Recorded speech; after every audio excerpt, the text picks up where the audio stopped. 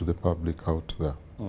First, let's understand, when you talk about UBRA, and we talk about issues of pension, what is your mandate? UBRA is a regulatory authority established by an Act of Parliament of 2011, and our mandate is precisely to regulate and supervise the establishment of retirement benefits in entities in this country, including their service providers. So we supervise them, we ensure that the members' funds are protected, we ensure that their governance and there is a very prudent investment principles. So we set the standards and also enforce compliance. But again, we also offer policy guidance to the ministers and to government on matters related to retirement benefits in this country. So we basically do that, and we want to ensure that at least at some point in time when a person has reached that retirement age, and because they save for a very long time, their money is protected and it has gained value to give them that comfort and assurance. Give us an overview briefly of what the status is like of the pension sector or retirement benefits in Uganda as we speak today. First, it is quite broad, but let me say that the sector is categorized. You could look at the mandatory and then the voluntary schemes. We have 3 mandatory schemes in this market, which are regulated, established by an Act of Parliament. That is the NSSF and the Parliamentary Pension Scheme. And then there is the Makere Universal Retirement Benefit Scheme. Public service is also mandatory, but it's not yet in our oversight.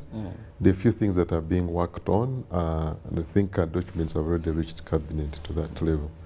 But there are also other 62 schemes, we call them occupational schemes, which precisely support or supplement what is in those mandatory schemes. And here we are looking at things that are going to help that person at the point of retirement, providing them with an additional saving, and also provide them with that comfort again. Now, that we can also look at it from the structure in terms of the design of schemes.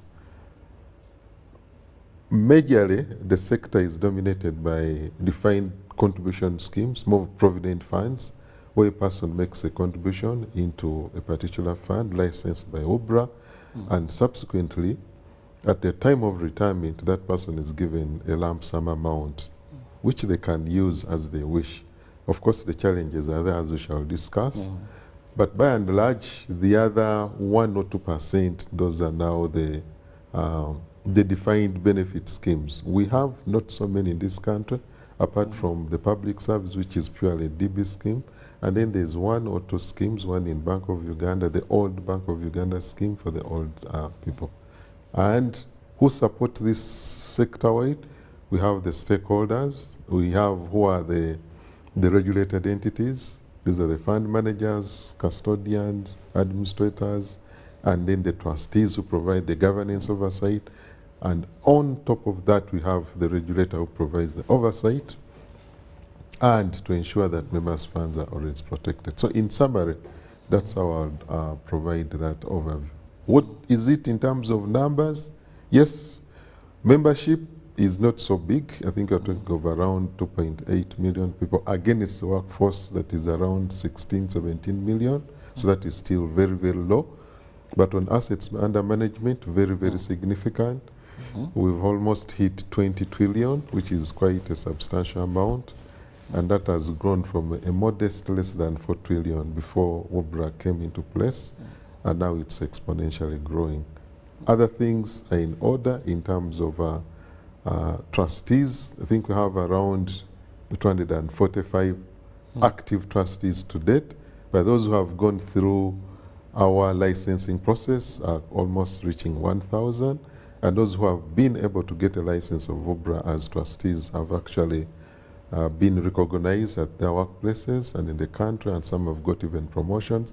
So it really reflects how credible you are, how trustworthy you are, and to us, we think we are making an impact and a contribution to the country, creating a pool of trusted people and also nurturing them to build that that skill and also build that trust by and large.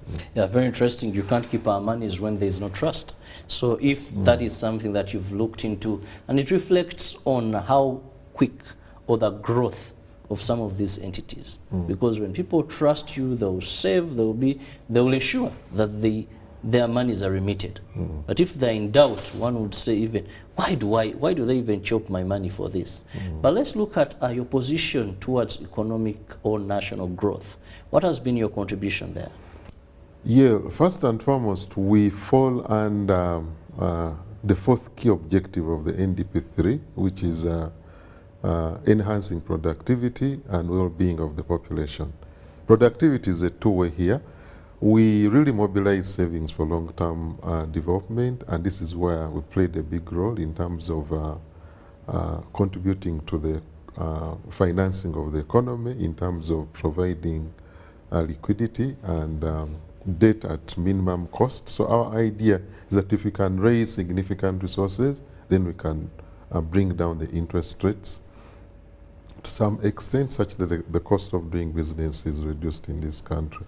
That is pretty very well.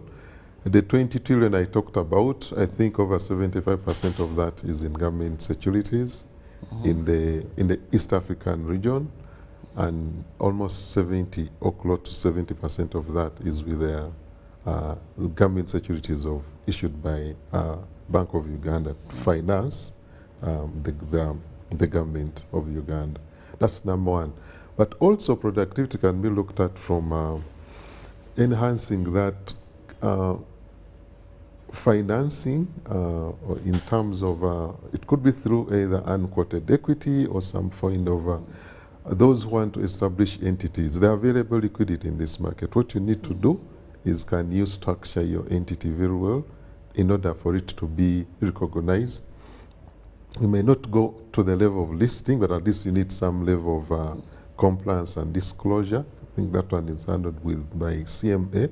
From our side, we provide that financing, which is very okay. On the well-being side, that's what keeps us awake all the time, because people are saving their monies for a long period of time. And because our aspiration is the well-being in retirement, we are looking at that old age security. As you struggle to deal with the issue of old age poverty, alleviating poverty in the country, for us we are targeting it at the old age poverty, and we are promoting that saving culture, creating a pool of funds for that person to ensure that at the time of retirement, Martin, who is still working today, 10 years, 20 years to come, would have some kind of cash flow that can support and sustain them in retirement. That's where we intervene to support the growth of this economy, providing those foundations. But above all, because these are funds for a long term, our most important thing is to provide the trust that I've talked about, so that people can continue to save. But the most critical one is to protect members' funds. That's the fundamental role, and all the things we do, all the processes we come up with, the ideas are intended to protect members' funds. Not only to remain static, what you've contributed, but also to grow the money, because this money is supposed to be invested and provide a member a return, not only a modest, but a very attractive return. And that money is not supposed to be abused, mismanaged, and that's the role we play. So by and large, we provide that assurance and comfort to provide that protection. You know, at some point, if there is no this kind of interventions, they end up falling back on government. Government would then come. We have an intervention, apparently, which is the SAGE, I think Social Assistance Grant for Empowerment, but doesn't look for a bigger population. But we also know that the demographics of this country, there is another pool of population that is going into that category of old age. It is quite significant.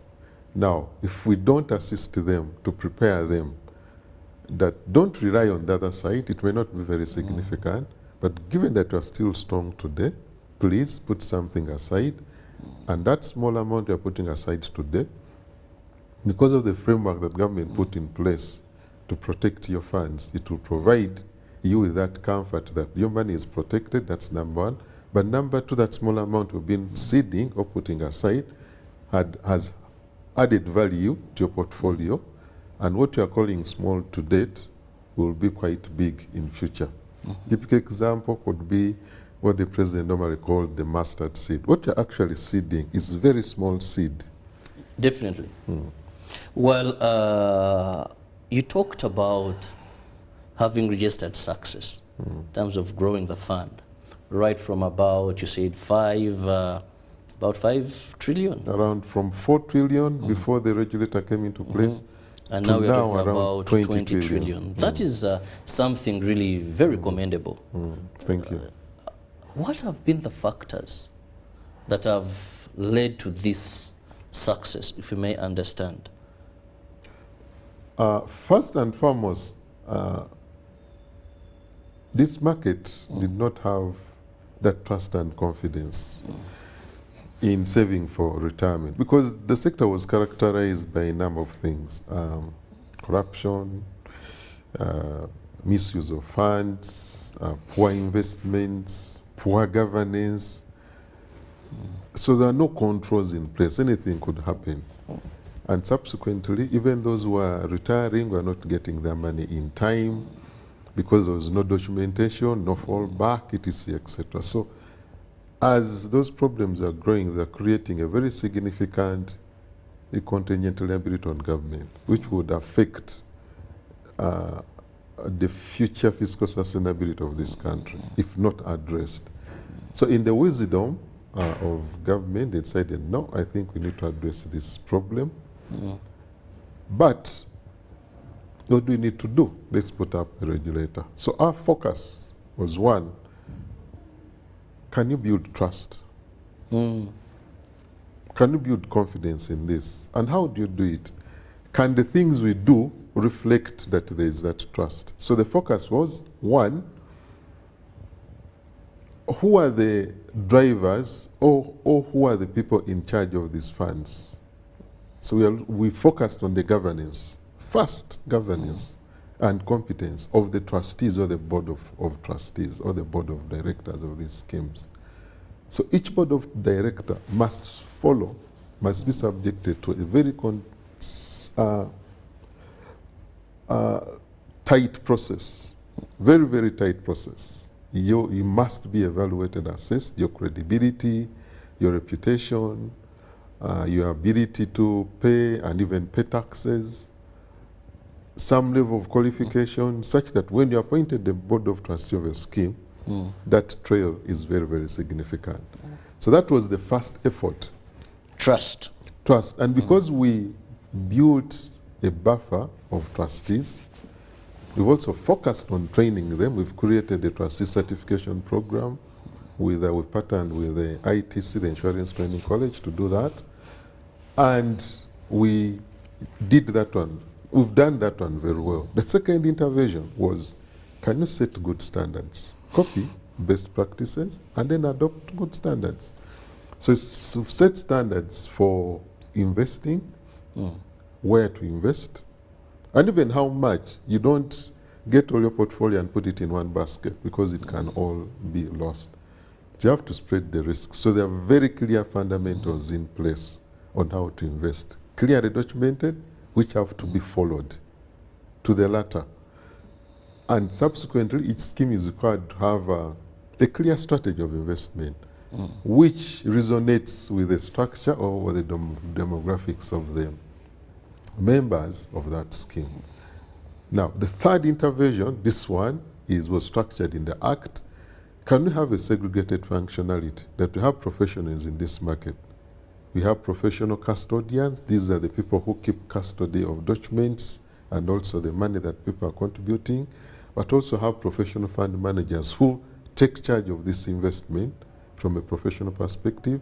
And we also require that the market have those extensively trained people. I think most of the chartered financial analysts in this country are within our market. Each of the fund managers at least has one or two which are supporting the growth. That is an expertise. And then the administration bit, we have professional administrators who have put systems in place, keep clear records, clear documentation, and subsequently ensure timely payments of members' benefits and also timely contributions. That has been the foundation we've set. And that has helped us to see what we can talk about today. Contributions are significantly growing annually. And returns, we are talking of double-digit returns. Double-digit, we are talking of 10, 11% for almost the last 5 years. That is very significant. And between 2014 and probably now, we've had again real returns to the members. So value for their savings, no loss, and subsequently growth in their portfolio. So we think that that foundation with a clear, deliberate mind to drive the growth of this sector has supported us. And of course, we've been able to attract the goodwill. We've built a very good reputation. And I think we are a regulator that can be trusted. Well said. I must say trust is an issue there that of late, yes, many people will tell you if you're to process any documentation, get your benefits, you'll get them faster than. But then there's another question. You're talking about investment being okay. The fund in terms of money is growing. But I was reading a report and it indicates that only 18% of Ugandans are benefiting from these retirement benefits. You rightly said that out of about 16 or 17 million workforce in this country, you only have about 2.8, some put it to 2.2 actually, people that are with these benefits. With people having trust, with accountability, with them seeing how others are easily accessing their benefits. What is hindering Ugandans from saving with these bodies that you regulate? What is hindering them? First, let me qualify the 2.8 figure. You are right, 2.2 is what is in our sector. The 2.8 includes around the 400 thereabout in public service and probably another 300 or less than that in the SAGE, that's the social assistance grant. So the residue of 2.2 is what is in our sector apparently. But you are right, it is still very low. The coverage is still 18%, very low if you are looking at a working population of 16, 17 million. Why are people not saving? First, like I said, there was no trust, which we've tried to build. I think we've dealt with that one. The next thing we have to deal with is mindset. People in this country do not want to save. Even the saving in our sector, the largest portion is mandatory. So when you separate between mandatory and the voluntary window, you realize that what people are saving is because they are being forced to save. So now, the journey we are enforcing or we are promoting is that's the mindset. How can we help that person out to appreciate that one, saving for retirement is for their own good, and it's also going to build and support their long-term objective of supporting their life in retirement. And secondly, when you look at the mandatory contributions, they're very small, 5%, which means the principle is that when you're saving for retirement, the driver is small amounts. So you just need to sacrifice. And are these small amounts available? Yes, they are very available. Many people have argued that we earn less, we don't earn a lot of money. But they live hand to mouth. So how much do I need to save for that in order to get a lot of money? And our argument has always been simple. Saving for retirement does not need a lot of money. You actually need to seed a small amount of money. I always give an example of a border driver who are able to put aside 5,000 in a week. That's a simple, at a minimum. So if that person could save 10,000 on a monthly basis, and if that person started that journey at 25 years, it means they can save up to 30 years. But if you demonstrated 10,000 every month, that is 120,000 a year. Still little. In 10 years, it is 1.2 million. Still very little. In 30 years, it is 3.6 million. Still very little. But where is the magic? When you consistently do it every month, 10,000, leave it there. Eh? Don't get any idea to go and tap into that money. Let it grow. Now, with the current rates of 10% today, assuming those rates remained all through for the 30 years, that little 10,000 you're making every month, at the end of 30 years, your portfolio would be, the computation indicate would be at the tune of almost 30 million. So where is the magic? You've only put in 3.6 for 30 years. Where is that difference coming from? You're because getting 30 million. This money has been prudently invested at a return of 10%, and we are benefiting from the principle of compound interest, which we learned in primary school. It's here with us, and I think that was I think it's the biggest financial innovation, and it's still applicable now. Now, if you did that consistently, you can be able to get, so factor that amount of 10,000 with any value you want. So the principle here is that it is very possible. For us, we can assure you that when you do it, your money will be invested because we know where it is invested. We've clearly demarcated the allowable asset classes. Number two, we put in place a clear framework that can provide protection of that money.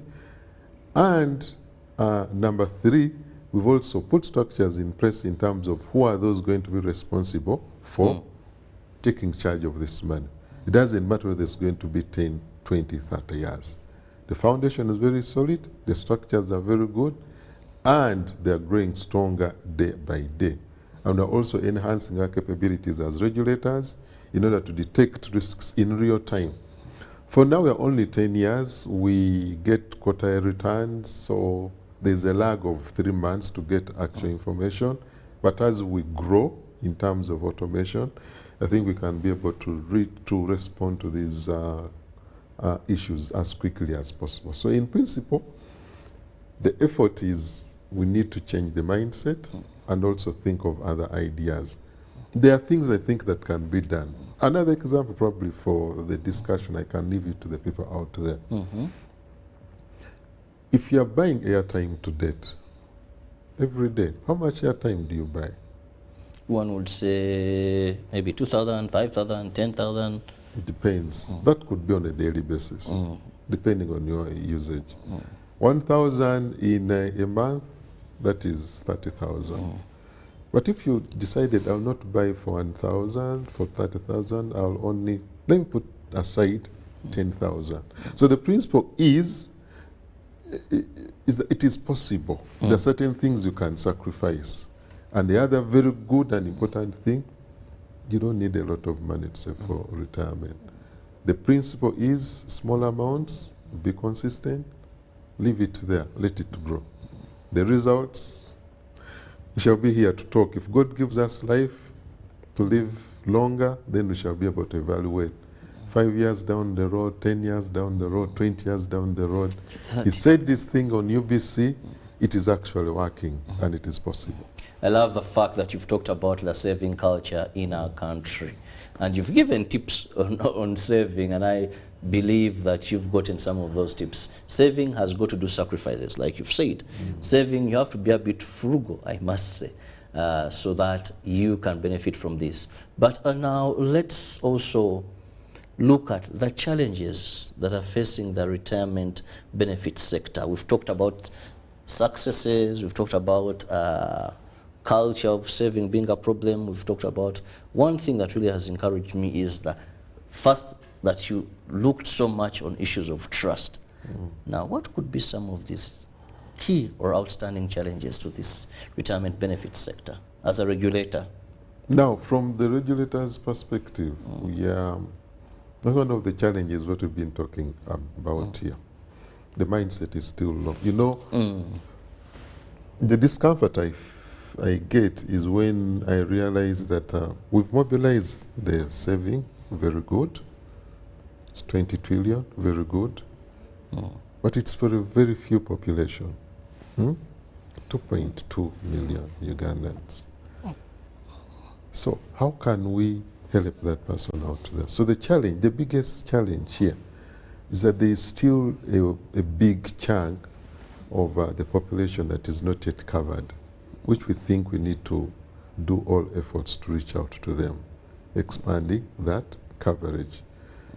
Now, we also need to look at what are the kind of capabilities that we need to look into. Do they support the idea we are having now? Probably we need to tweak a few things in terms of expanding coverage. Does the current structure or the status quo of mandatory contributions work, where people are forced to save? Can't we leverage on other things like consumer behavior? I've already given an example of people sacrificing their usage of airtime and put some money aside. But the other biggest challenge is the structure of benefit payments in this market. Currently, when people retire, they are paid a lump sum amount. And besides that, we also have leakages in the middle.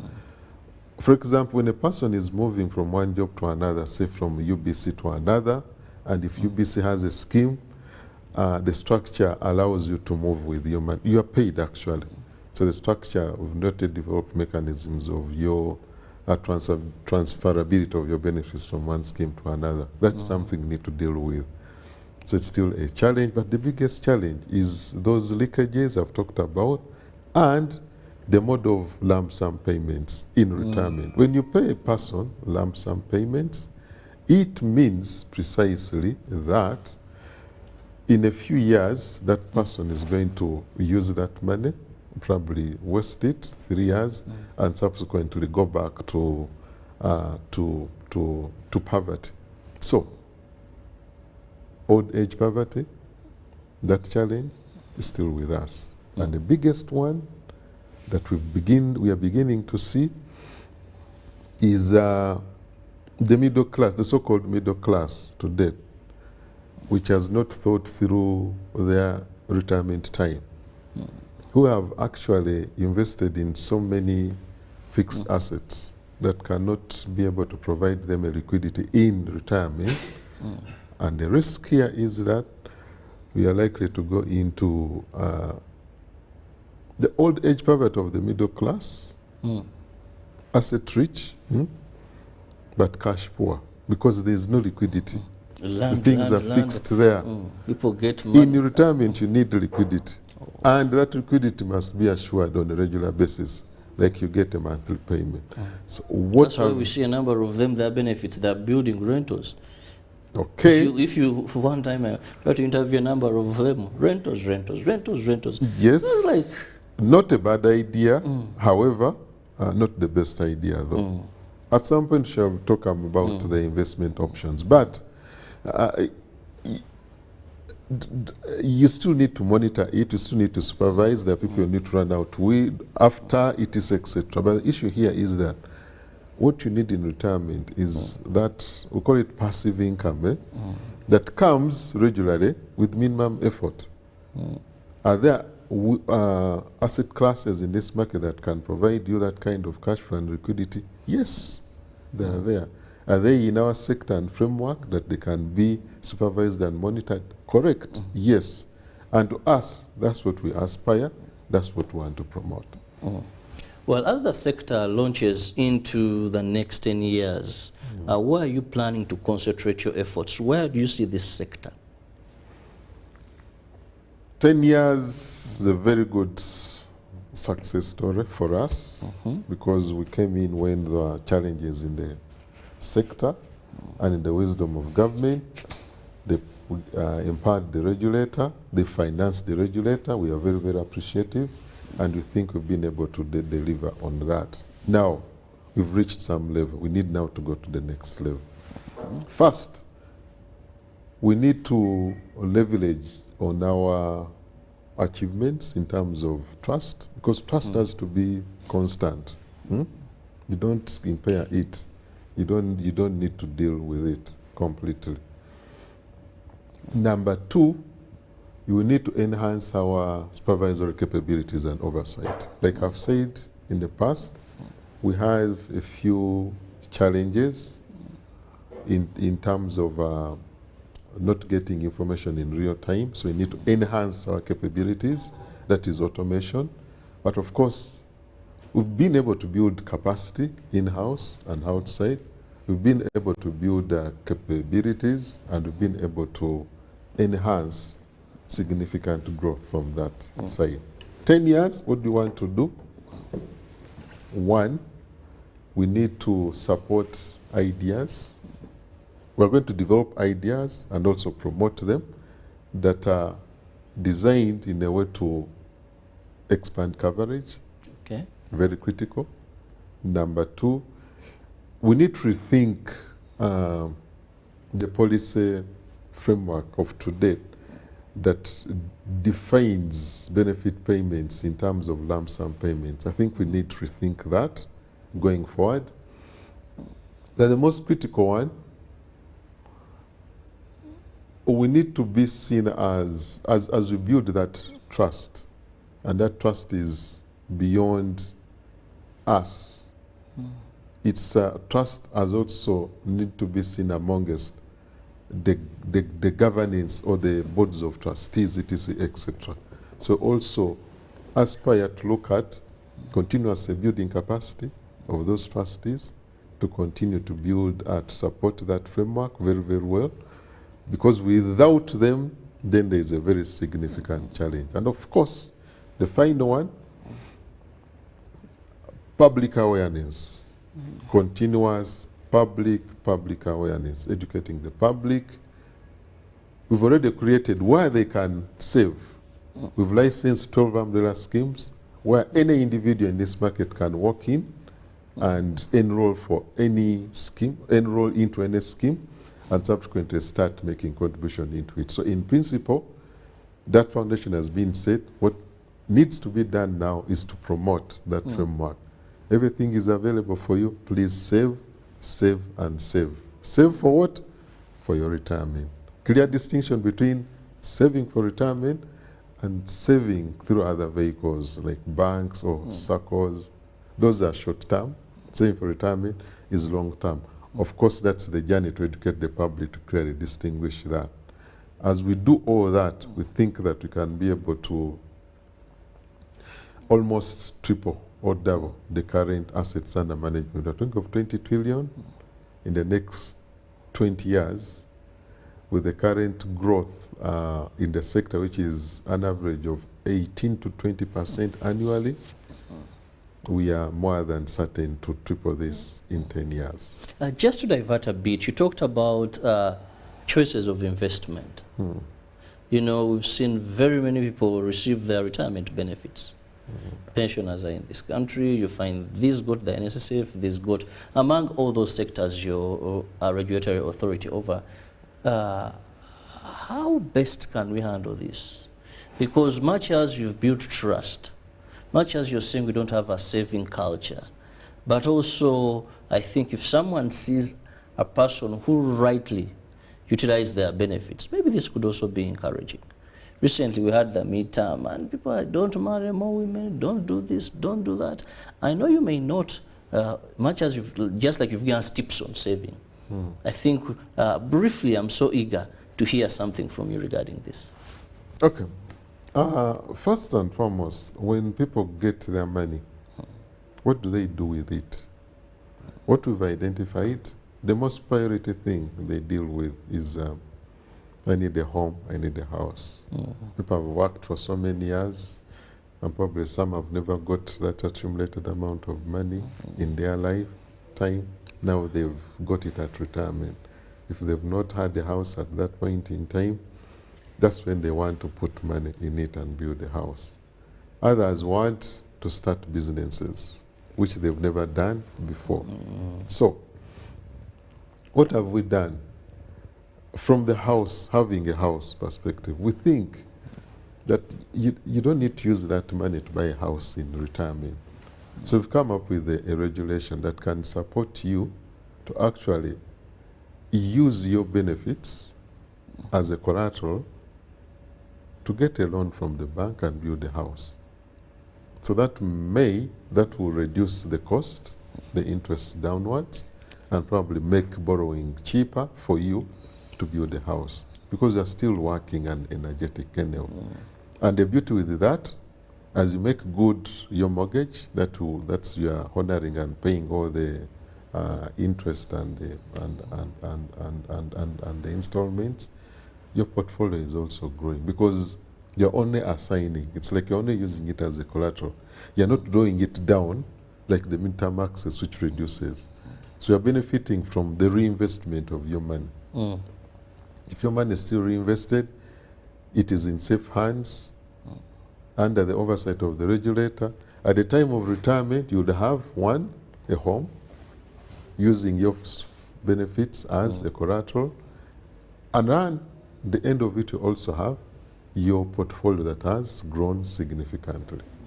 Now, for businesses, starting a business, etc., here and there, I think NSSF has done a very good job to prepare people for that kind of investment window. They train.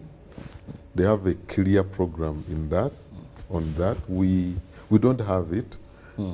It's not within our mandate. Yes. But for those that are preparing, that we encourage that any scheme is obliged to help their members prepare for their retirement. And these are basic things. Can you train your people such that when they get these sums of money, they can do etc. It's not about excitement. It's not about excitement. Then squandering. And yeah. So, what else can you invest in? Just imagine you have a home, you've retired with 50 million, 100 million. In this market, there are not so many investment vehicles, but there are so many very good investment options.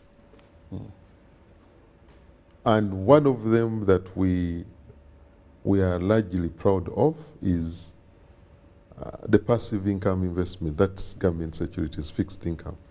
Now, when you buy a government security, a bond, a treasury bond or a treasury bill, you are assured of regular income, and your money is intact. We've not had any corporate bonds in this market as yet. I think we had one or two like 15 years ago. I've not heard of any of recent. However, you can even buy shares. But of course, when you buy shares at that point in time, you already have huge amounts of money, probably also looking at how much time you are left with on earth. So you're looking at, do I need to buy shares? Do I need to do this and that? Then you can think twice. But we are saying, you even don't need to wait to get that money, to buy shares, to buy government securities. No. You can actually buy a share in this market. I think the most expensive share, or the cheapest expensive, you can buy a share in this market at 500. Every Ugandan can buy one share, 500. So it means it's possible. So the issue is that, can you get an investment advisor to guide you, or a stockbroker to guide your investment, such that you can know where to put that 500? You can actually buy a share every day if you want. And if you bought a share every day at 22 years, 25 years, at the time of retirement, do you know the value of that share? It will be very significant, exponential. Because the equity you are buying in would have gained value. If you're looking at the dividend to date, probably you are making you are looking at short term. But if you are looking at long term at retirement, go into it now. The second one, government securities, go for as low as 100,000. 100,000. So it just shows that it is possible. And if you bought a government security every month, do you know how much money you would have at the end? Quite substantial. Number three, I think the market has also brought on board collective investment schemes, which are licensed by CMA, but also in our domain, it's an unliable asset class, which can support and help that person out there. Now, each unit trust, I think on average, they cost around 100,000. So the issue is that they're all possible. Fortunately, they all don't need a lot of money. Very interesting, and I know our viewer with such tips. One, Martin gave us tips on how to save. Now we've had tips on how you can invest your retirement benefits or even begin earlier. Now, Martin, in the interest of time, let me have your parting shots, more so looking into what next, what we should expect, what your priorities are for the next 10 years. First and foremost, we want to thank all our stakeholders who have journeyed with us on this very important journey of developing the sector, growing it. It's not precisely by our effort. It is you members who have been saving in this market, who have trusted us, who have appreciated the framework and continue to save. But I also want to assure you that our framework of oversight is still intact. It's only growing stronger. So we shall continue to provide that protection of your funds continuously. Number three, together we can grow this country. As we do our effort to protect and preserve your funds, out there you can also begin the journey of putting aside money for your retirement and to protect your income, getting that assurance of all the income in retirement, doing it now. So the idea is that, please, saving for retirement is very simple. When can you start? Start as soon as possible. I would advise start now. It is very simple, small amounts, be consistent, and let it grow. Thank you so much for being with you this morning and for your attention. Well, really appreciate your presence on this show this morning. More so, was very interested in the saving tips, how you can save, but also when you talk about how to prepare for retirement, how to use that money, because there's been a problem. And there's even a common saying when you were growing up, we would see these young girls and say, "Yafunye pensioner." You know, yeah, she's lucky, she's gotten a pensioner, meaning there is someone there whose retirement benefits are buying these very expensive cars, meeting bills for this young lady at the end of the day. And with that very good advice, I really know that many people will embrace the various saving schemes that you regulate. And of course, that will help grow the fund in terms of monies, but also the amount, the number of people that are saving. Well, I've been with the Chief Executive Officer, that is Uganda Retirement Benefits Regulatory Authority, Martin Nsubuga Anthony. Thank you so much for your time, and I will be leaving you with Jagenda, who will be coming on with Good Morning Uganda Extra. But don't forget, COVID is with us. Go get that vaccination. You may forget a mask. You may forget to wash your hands with soap or sanitize. But if you are vaccinated, if you are fully vaccinated, your immune system is strong enough. Even if you acquire the virus, you will not deteriorate into admission and the worst being death. God bless you. See you tomorrow. Thank you.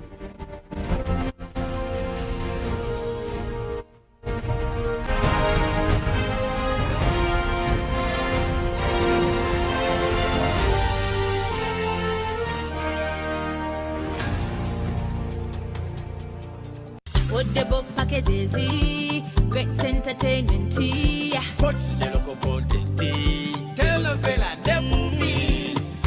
there is something for everybody. Go TV, this is where our great stories live. Get the best entertainment for any budget. With GoTV, you will have great entertainment for as little as 13,000 Ugandan shillings per month. GoTV, great stories, Zidiwano. GoTV Uganda, love it. The Tales of Kasozi, brought to you by Uganda Communications Commission. Hello? Hello? This is Kasozi. How can I help you? Hey, Kasos, my brother. Long time. We last met when we were at campus. It's been a while, but you are the person I'm looking for. Campus? Really? Hey, you don't remember me? Okay, so how can I help you? I'm stuck in Gulu making millions, and I need to urgently send money to